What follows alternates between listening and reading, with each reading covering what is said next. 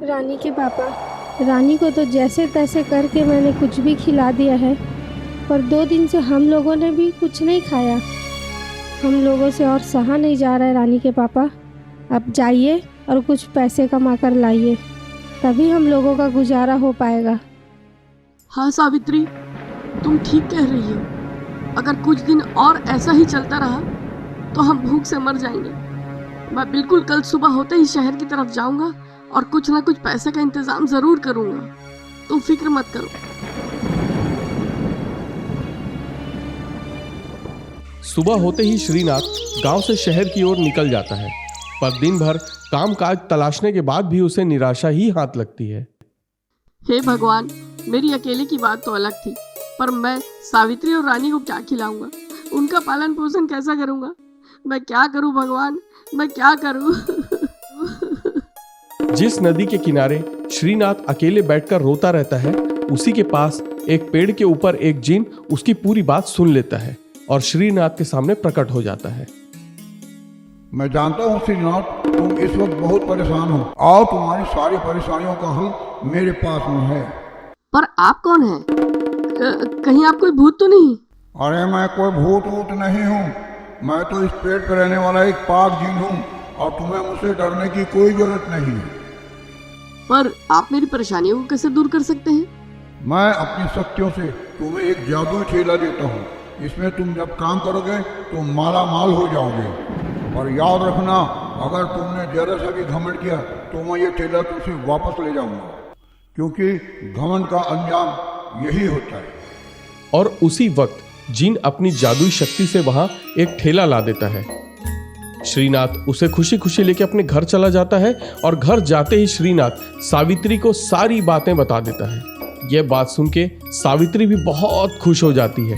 दोनों मिलकर इस ठेले में एक समोसे की दुकान खोल लेते हैं। देखते ही देखते उनके समोसे के ठेले में ग्राहकों की लाइन लग जाती है। भाई वाह श्रीनाथ, क्या समोसे खिलाए हैं, मजा ही आ गया। बस दिन रात ऐसा लगता है तुम्हारा समोसा खाते रहें और यार बस खाते ही रहें।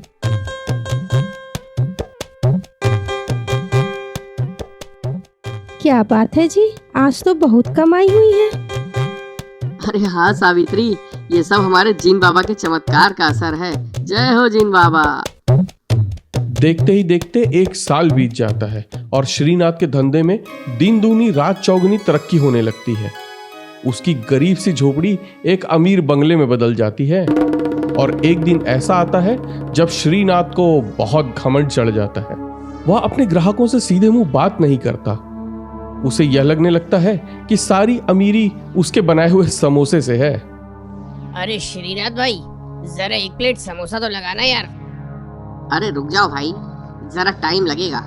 और हाँ, एक चीज ध्यान रखना, आजकल हमने अपने समोसे के रेट बढ़ा दिए हैं। आखिर ये श्रीनाथ के बने हुए समोसे हैं। अच्छा भाई, फिर ये भी बता दो कि समोसे का क्या दाम हो गया है? अब हमारे समोसे का रेट 10 रुपए से बढ़ के 40 रुपए हो गया है भाई। आखिर ये श्रीनाथ के बने हुए समोसे हैं। यह बात ठेले के पास खड़े जिन बाबा सुन लेते हैं और अपनी पुरानी बातों को याद करते हुए सोचते हैं। मैं अपनी शक्तियों से तुम्हें एक जादुई ठेला देता हूँ। इसमें तुम जब काम करोगे तो माला माल हो जाओगे। पर याद रखना, अगर तुमने जरा सा भी घमंड किया तो मैं ये ठेला तुमसे वापस ले जाऊंगा, क्योंकि घमंड का अंजाम यही होता है। श्रीनाथ सुबह सुबह सोकर उठता है और देखता है उसका ठेला अपनी जगह से गायब है। वो परेशान हो जाता है। वो दौड़ता दौड़ता जाता है और बताता है सावित्री को कि उन लोगों का ठेला गायब हो गया है। सावित्री, सावित्री, सुनो, किसी ने हमारा समोसे का ठेला चुरा लिया है। अब हम क्या करेंगे? अरे बाबा, कोई बात नहीं, वैसे भी हम बहुत अमीर हो गए हैं, नया ठेला बनवा लेंगे। और वैसे भी पुराना ठेला तो बहुत पुराना हो गया था। दूसरे दिन उन लोग बाजार से एक नया ठेला बनवा लेते हैं और फिर उस ठेले में समोसे बेचने लगते हैं।